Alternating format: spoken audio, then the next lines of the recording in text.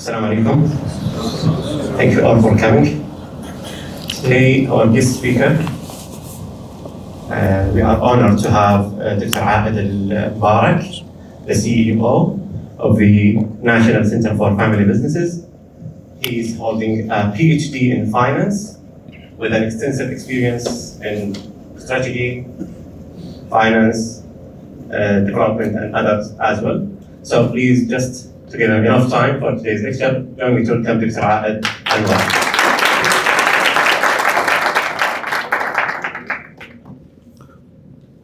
بسم الله الرحمن الرحيم والصلاة والسلام على رسول الكريم.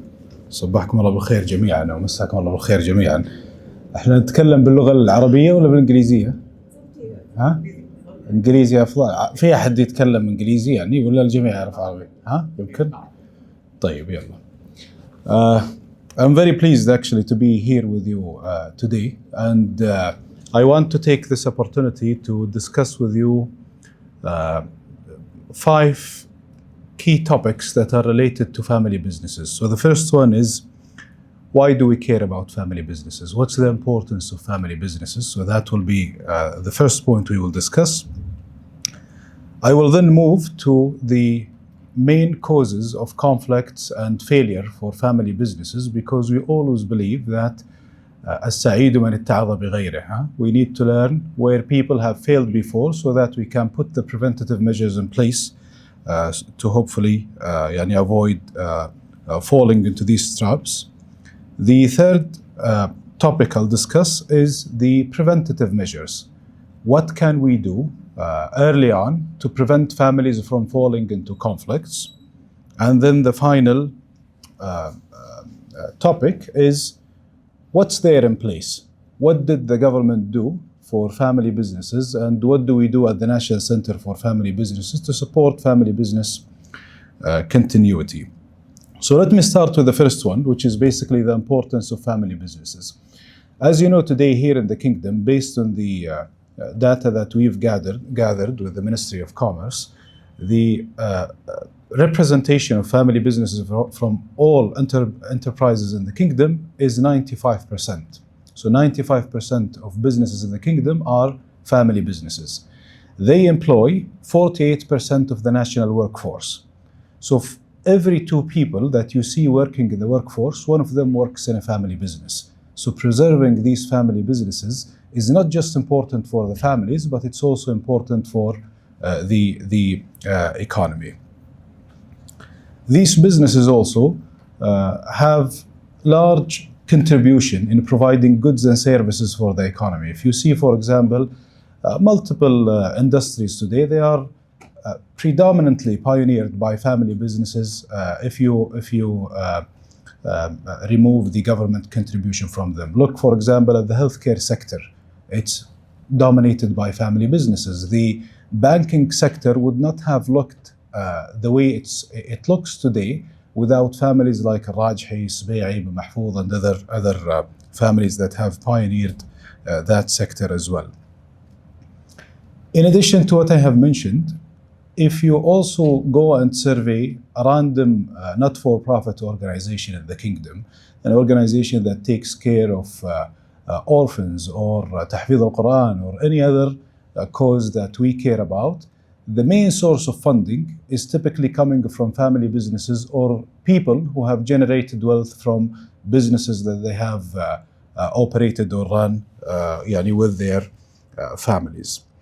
And also, if you look, for example, at the awqaf in the Kingdom, the waqf or the trust in the Kingdom, who does them? Who makes all of these waqf? The largest, probably one, if not the largest, waqf in the world is Sheikh Sulaiman al-Rajhi's waqf. And without his family business that has generated all of the wealth that he was able to put for these good causes, we could not have seen that waqf, and all of the good deeds that are delivered by the fund that coming from that waqf will not be there. And the last point for the importance of family businesses is basically preserving families themselves. If you ask any entrepreneur, أي شخص عصامي, anyone who started from nothing, why do you wake up every morning and يعني cultivate earth تحرث الأرض يعني the answer will always be I want better life for my kids أبغى حياة كويسة لأبنائي وبناتي من بعدي. Unfortunately, if conflicts arise in certain families, that business can lead to قطيعة رحم to يعني feuds within the family, and then the family يعني that was once perhaps happier without that business is now يعني living in a bad or witnessing bad relationships because of the conflicts that has happened in their family businesses. So having said that, the continuity of family business is basically a national priority. It's not just about the family, right? It's about pretty much everyone, the employees, the not-for-profit sector, the family itself, the economy, and pretty much all of the stakeholders that I have mentioned before. Now let me move at the second topic, which is the main causes for conflicts and disputes in family businesses. We know now that it's very important to preserve families. So the next question is, what could go wrong? How things can go south for families? There are a few main reasons. I cannot obviously discuss all of them with you, but I can give you a few examples on where families can يعني have conflicts based on the data that we've seen from the cases that arrived to the legal system here in the kingdom. One of the key causes for conflicts is the misalignment in objectives and in goals and in objectives and in values as well. So for example, you would have a family where someone who's heavily dependent on the dividends of the business, and another partner or another member of the family who's well off. Maybe he gets a salary, or maybe he has another business, so he does not need dividend. The second person will always ask for growth. They want reinvestment, right? But the first one wants dividend. And in that case, you will have different opinions on multiple decisions that you want to take in the future. Take another example from value-based conflicts. Some family members may want to see their businesses Sharia-compliant businesses. Other members may see it in a different way. And that again, even if the business is doing well, we have proper governance, we basically disagree in values and we cannot continue forward because of that reason. A second cause also of conflicts is conflict of interest. So today, for example, if you are working in your family business and I knock into your door and offer you a deal, property or private equity or some sort of deal, can you invest in that deal yourself? Or is it a deal that you need to consult with your family? There is a big question around this, right? Because you can say, for example, well, I mean, they came to me and I had the money, why not invest in it? But the counter argument from your siblings or from the rest of the family, what would it be? Well, they did not call you because who you are, they called you because you are a member of our family. So the opportunity was actually addressing our family, not you in person.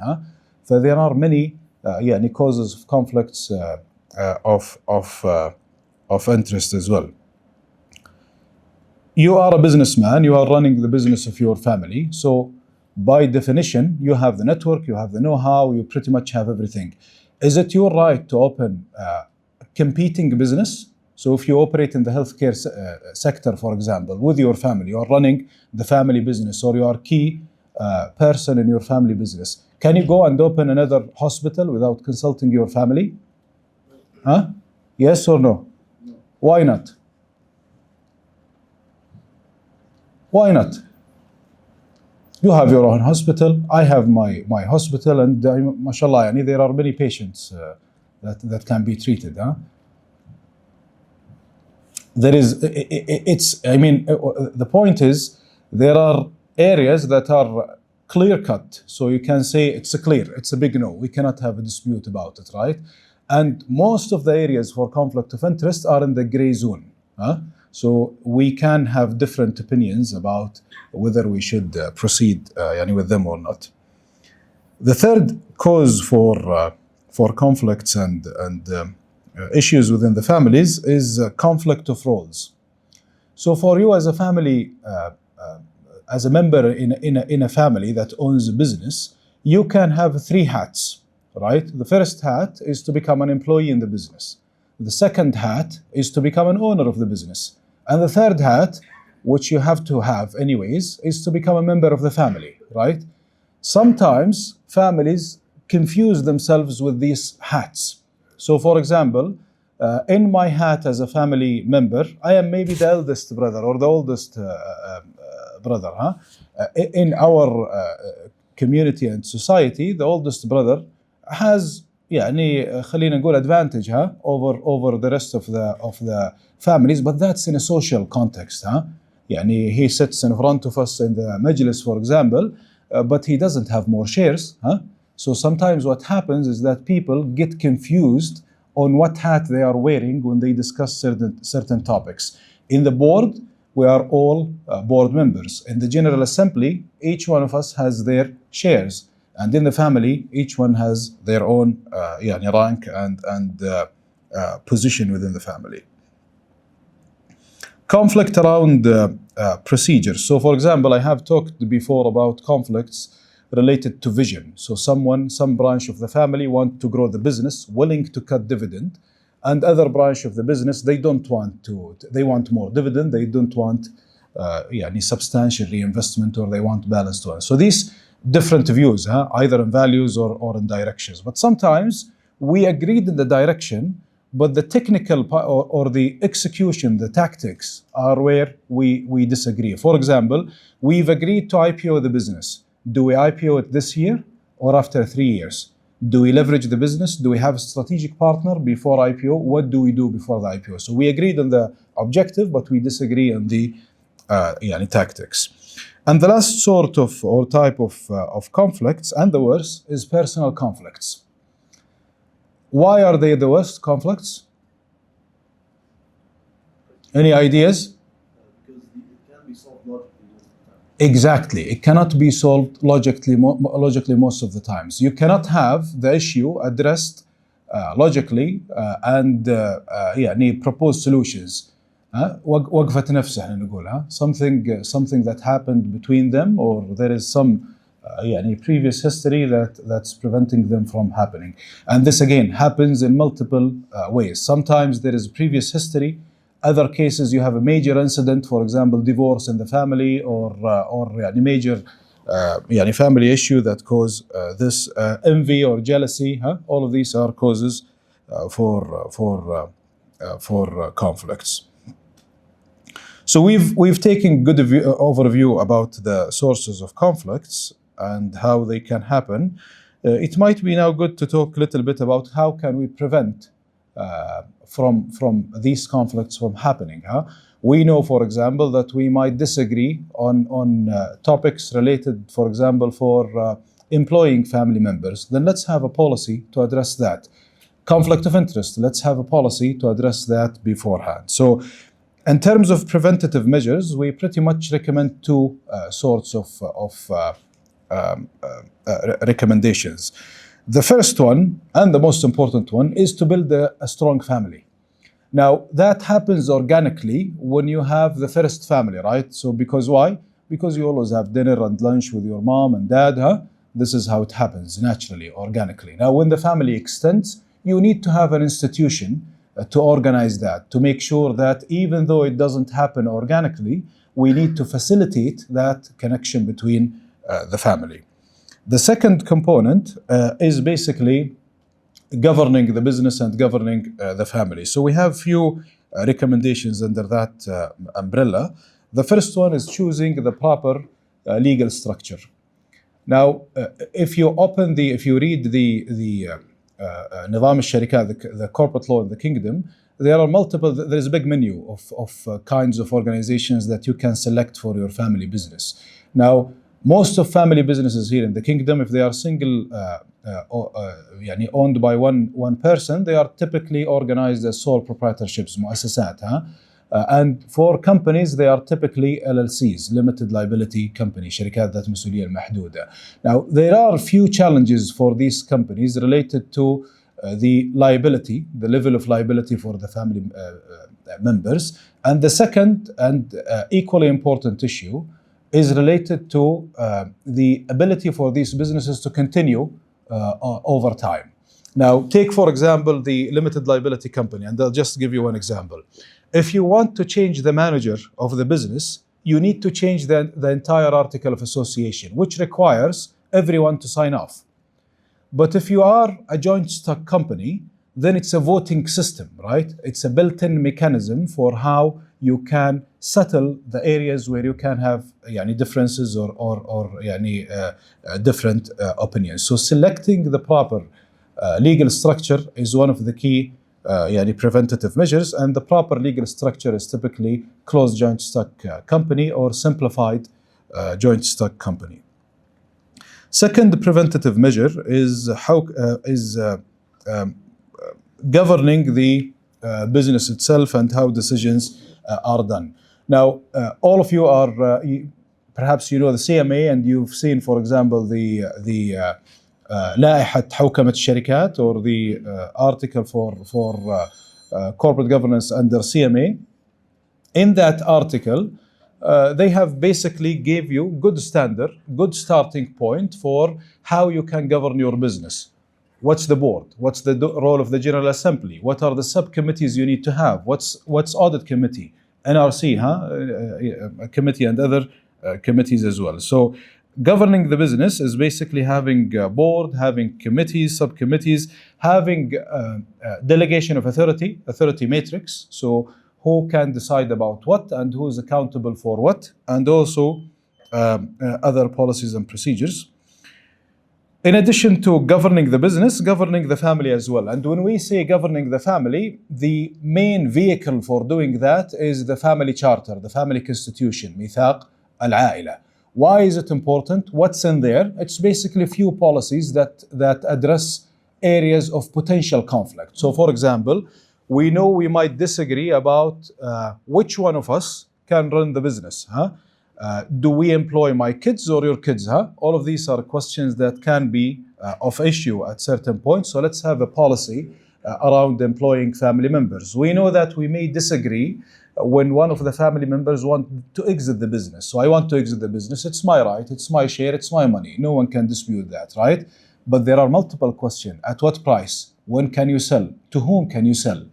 All of these questions, we need to address them in the family charter beforehand. Now, also two other mechanisms that we recommend is continuous education, because in many cases you will have, for example, and that's the typical family, you will have 10-20% of the family members who are superstar, business savvy. They understand the business, they understand investment. You've got 10% who are typically always in a negative mood, and this is quite common in many families. And the majority of the family swing voters. If you can convince them, you can push them to become positive and positively contributing shareholders and family members to the business. Now, big part of the prescription for making them good shareholders and good family members or positive family members is education. If they don't understand what's governance, they will always assume certain rights. يصير عندهم حس استحقاق, sense of entitlement, because they don't understand what are their rights. If they don't understand the mechanisms where they can influence decisions within the family through corporate governance, then again, they will always try to find different ways which might be counterproductive for the family. The last mechanism that I can discuss is basically transparency and continuous communication. Now, if you give me part of a story, what do you allow me to do? To imagine the rest. You leave the rest for my imagination, and sometimes that is not. It will not lead me to the best results. So, because of this, it's always wise to be transparent, to communicate key decisions, to make sure that there is a proper flow of information for all of the stakeholders that are related to the family business, and mainly the family members. Now, with the last subtopic, it's basically, now we've talked about why it's important, what's the importance of family businesses. We've talked also about how they can fail or may fail, and we have also talked about some preventative measures. The last topic is what has happened here in the kingdom, or what are the enablers for family businesses in the kingdom, which I think are very important for you to know as business students. Now, in the kingdom, two things has happened. The first one is the National Center of Family Businesses, and I'll discuss what we do in the center and how can families and professionals benefit from that. And equally important is the new corporate law.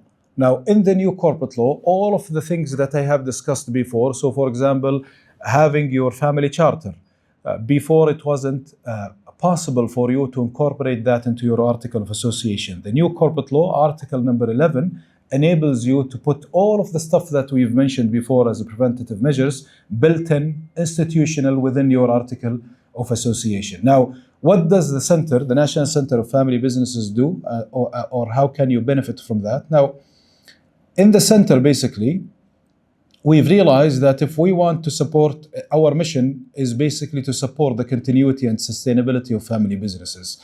We've realized that we cannot do that without building a full ecosystem. It's not enough that we work only with families if we don't work across the ecosystem. And that I'll explain with you who are the stakeholders that we have and what do we do for each group of stakeholders.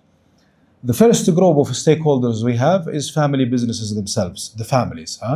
And with families, we have 4 main programs, and I encourage you to benefit from these programs. The first one is our awareness program. Last year, for example, we've done more than 78 programs in more than 30 cities in the kingdom and beyond. All of them are available for family businesses in the kingdom. And they vary from programs that are targeting next gen, programs targeting board members, programs targeting investment topics, and so forth. The second program for families is the training program, and we have 2 types of training programs. We have the private program, which is the quite active one, where we go and deliver a program at the family's place or in our place for a certain family. And we also have the open programs, where many families can come and learn from one another, and also from the instructor that can come from either the center or from our partners in universities like MIT and INSEAD. This year we expect to have INSEAD and IMD as well. So that's the training program. The third program for families is our advisory program. The advisory is not a replacement of consultants or lawyers. It's basically few services that are more of project management, supervisory nature. So for example, we sit with the family, we identify the challenges, and we develop the RFBs that will go to the lawyers and to the management consultants. We review the deliverables and support the family into the implementation. So again, we don't replace professionals in that area. These 3 programs are preventative justice programs. So the whole concept of them is to prevent families from getting into conflicts. Now, if we have a family with a conflict, we have what we call the Alternative Dispute Resolution Program. That program was launched 1 year and 2 months ago, and until now we've looked into more than 190 cases across the kingdom. These cases are looked by mediators who are some of them are, for example, from Hayat Kibar al-Ulama, some of them are senior government officials, senior businessmen, and professionals who were trained by the center to become certified family business mediators. So that's the first group of stakeholders, the family business. We also work with the government. Mainly with the government, our role is to communicate challenges and regulatory changes needed for the continuity of family businesses. The third group of stakeholders is the professionals, and we've launched 2 certificates, the Certified Family Business Advisor Program. In that program, we aim to provide the market with qualified advisors that can really advise the Saudi family a family that is typically influenced by Sharia laws, typically influenced by the Saudi regulations, and typically influenced by the norms of our society. And we also, under the professionals, we have the Certified Family Business Mediator program that I have discussed before. One also of the key stakeholders we have is the universities, basically.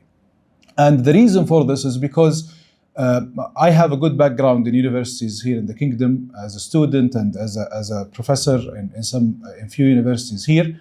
And one of the things that I have seen is that the topic of family business is not discussed. It's not part of the curriculum. It's not part of the research agenda, even though it's 95% of businesses. So how on earth are we expecting to push qualified people in the market when we don't educate them about 95% of the market? So it's a little bit of a puzzle. This is why we started to work with multiple universities. I believe, if I'm not wrong, the first partnership we've done was, I think, with alfaisal-university. I believe that, and this is why, for example, today you have a track for family business, I believe, in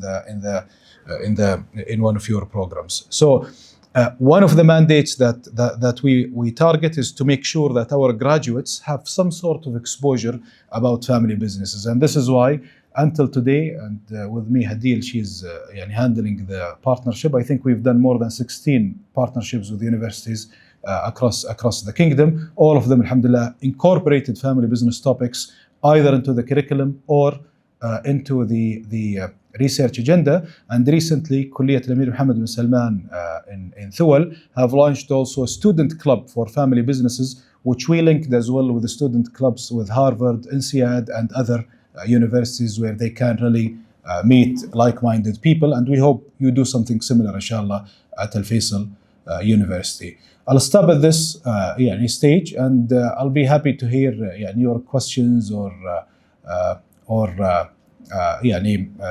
any extra information you need about what we've discussed together, inshallah.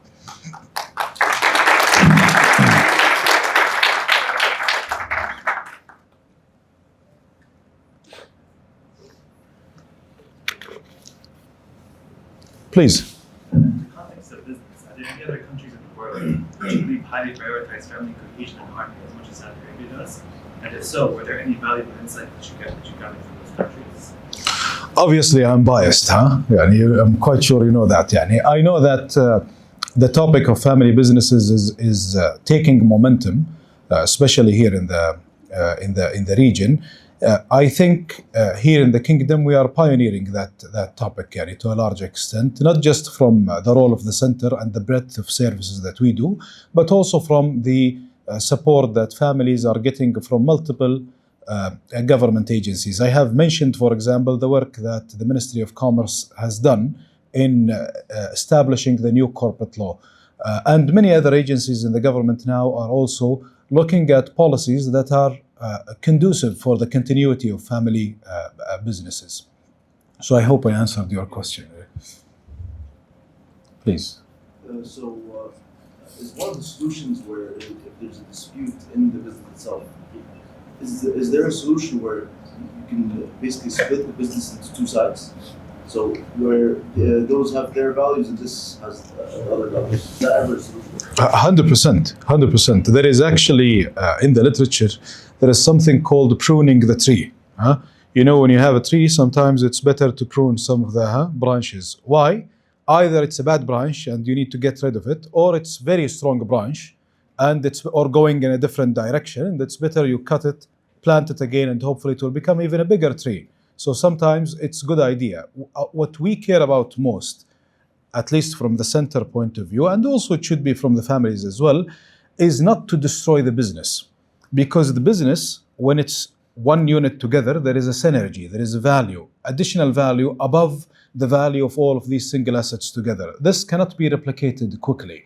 But if you split it in an organized way, so one of the common practices that we see is some families, for example, decide to take few businesses or assets, and then that portfolio goes to a branch, the other portfolio goes to another branch. It makes sense. What we care about is that We make sure that these businesses continue, the wealth of the family is preserved, and hopefully no conflict arises between the families. Having different opinions is good and healthy, right? And we expect that to happen, but we don't want it to evolve to become a conflict or قطيعة رحم لا قدر الله. Please. يعني shout ترى ها. Which industries is the National Center for Family Business most involved in, and what are the industry-specific challenges in that industry? We are sector agnostic. يعني, as you know, most of the family businesses we focus basically on the ownership structure rather than the nature of the business itself, right? But from a demographic point of view, most of family businesses, 33% of them have exposure to the retail sector, followed by real estate and construction sector, and other sectors have a smaller proportion. But as you know, many of the family businesses are conglomerates with exposures to multiple sectors. So in terms of, again, back to your question, there are industry-specific questions which are typically beyond our mandate, but there are challenges that are related to governance and continuity, succession, preparing the next gen. These are sector agnostic to a large extent. How do you define the family business? At what point does it not become a family business? That's a very good question. That's a very good question, because you cannot understand the percentage I gave you, the 95%, without knowing what's the definition, right? So the definition we've taken is a definition based on a benchmark we've done with the World Bank, with multiple other international agencies, and we define family businesses where it's a business enterprise that is owned by one person or one family, 100%. So that will include sole proprietorships, مؤسسات فردية, because again, we want them to continue for generations. If it's a mixed ownership, then if the family or the person owns more than 50% and it's a privately held company, then it's a family business, because again, one family controls the decision of the business. Even if it's a listed company with a family owning 25% or more of the business, it is again a family business. Because if you own 25% in a publicly listed company, it's more than enough for you to control the fate of the business. It's a dispersed ownership structure, right? So most of you, for example, might have some shares in companies, but we don't go to the General Assembly, we don't participate, right? So basically that 25% is similar to pretty much 50% or 60% in publicly held, privately held company. Some. Follow-up to this question. So let's say a group of friends made the business. Is that considered a family business? Again, it depends on the definition that I have given you before. So for example, if one of them owns 51% and the rest own smaller shares, then it's a family business, right? Because that person by himself and his family control the fate of the business. It doesn't mean that the role of the other shareholders is not important, right? It's very important. But I mean, it means that you will get to a point where you need to ask the difficult questions about who will run the business. Is it the eldest son, or what's the role of the daughters? What's the role of X and Y? And all of these questions will become topical. Now, keep in mind, even if you are a group of friends, if you don't have a family charter, you need to have shareholders agreement, right? Which pretty much covers some of the areas, but not from the angle of the family, but from the angle of four gentlemen that are having a business together. From your experience, what's the biggest risk or threat that a family business in KSA may face in the future? Well, it's a difficult question, and I don't have any concrete answer about it. I have discussed, for example, so I mean, obviously, if you look at the risks, there are business-related risks, there are industry-related risks, and there are also family-related risks, right? Now, business, in terms of business, these are cross-cutting across all of the countries. So, for example, today we have risks related to liquidity, risks related to geopolitical, for example, challenges around the kingdom. All of these are risks that will hit all of the businesses.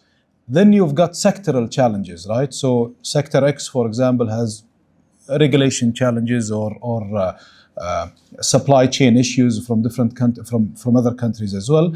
But then what we focus on at the kingdom and at the center is basically the risks that may arise from the family itself, right? Where the business is doing well, everything is doing well, but then just because the family members did not get along together, we've lost all of that business that may have taken 20 or 30 years to be built all together. So, Do you ever face any problems arising from, for example, unexpected death in the family and they had nothing in place to address that person? And how would you go about, or how did you go about it? يعني ما شاء الله عليك, this is the classic issue that happens in many cases, right? Where everything was fine when the father was there.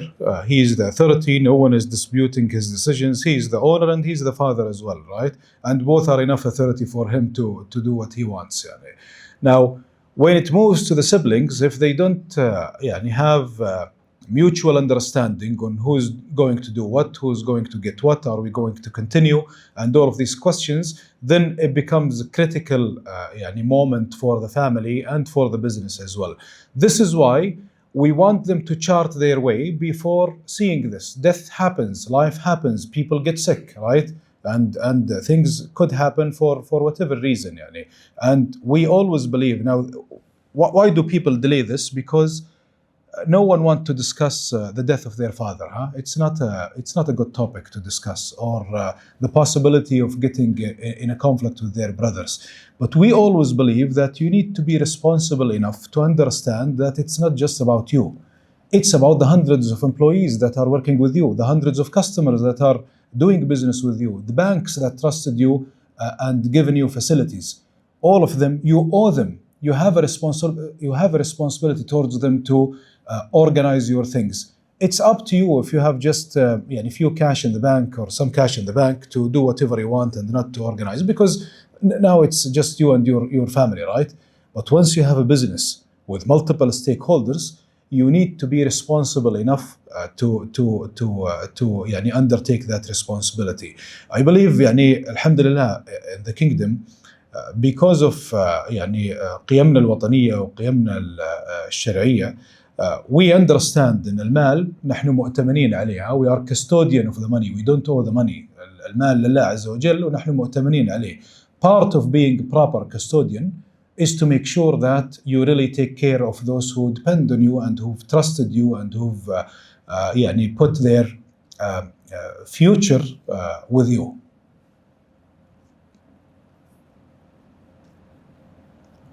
Additional questions? دوي الضيف يحكم مضيف يا دكتور ما شاء الله تبارك الله.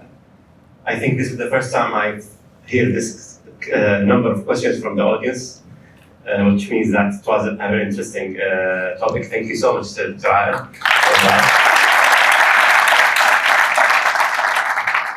I would like also to thank Dr. Noor Faiz and Dr. Mahmoud Fallata for their communication to Ayth. We are so happy, and I can see it for everyone. So again, many thanks Dr. Ayth, and hope to see you again. إن شاء الله. أنا بتكلم بالعربي الحين خلاص إيه. أنا سعيد جدا الحقيقة بوجودي معكم، واللي أقدر أقول لكم يمكن أنا عندي كذا شغف بالجامعات because of my background، لكن اللي بيقول لكم دائما لما أشوف الشباب في الجامعات، بلدنا الحمد لله بلد خير والفرص الموجودة فيها كثيرة، the sky is the limit for all of you. So يمكن الريكومنديشن الرئيسية اللي عندي لكم، استمتعوا بوقتكم في الجامعة، تعلموا قدر الإمكان، بس مش بس تعليم ومعرفة رجال أيضا. كثير من العلاقات اللي بتبنونها في الجامعة بتجدون بإذن الله قيمتها في down the road. وأنا أتكلم عن العلاقات المثمرة، العلاقات المثمرة اللي مبنية على أنه حنا مع بعض أصدقاء نبحث عن الأفضل. الأفضل doesn't mean أنه أنا أبغى أستفيد منك ولا أبغى أخذ منك شيء. means that we need to create value لأسرنا، لوطننا، لبلدنا and so forth. سعيد جدا بوجودي معكم. جزاك الله خير دكتور، وشكرا دكتورة ودكتور أيضا، وإن شاء الله نلقاكم دائما على خير.